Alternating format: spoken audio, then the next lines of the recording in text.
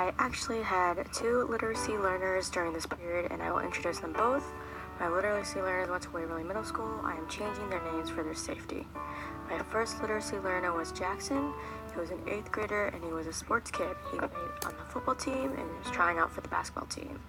I believe he got onto the team. His dream was to play football for Alabama after he graduates high school. He absolutely loved talking about football, and I could always get him to talk about sports. I never asked him if he wanted to play professional football, but I assumed so. Jackson doesn't like reading for fun, but he does enjoy reading sports, which is not a surprise. Jackson had already been through the Read 180 course several times, so he already had a lot of experience with what we were going to do. He also had already seen The Maze Runner and had very good memory about what was happening through the reading.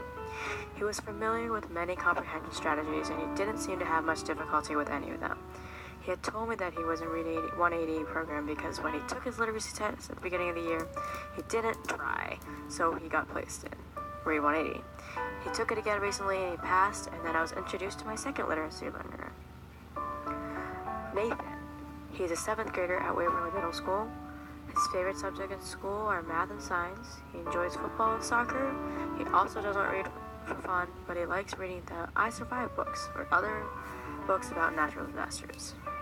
He has read The Maze Runner, but he has poor memory about what happens throughout the story.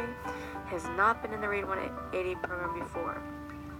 The only reading he typically does is for school. Other than that, he doesn't have much experience with literacy. This was a clean slate with a student that had never gone through this program. I felt that it really gave me a well-rounded experience with this program, having a student who hasn't gone through this. Some difficulties that I noticed about Nathan is that he has trouble following along. When I would read to him, he wasn't always able to keep up with me. He wasn't always able to understand what I was reading to him. He couldn't comprehend fast enough what I had read to him. After finishing a chapter, I would ask him what he remembers, and he would say the bare minimum, and sometimes he would completely miss what the biggest part of the chapter was.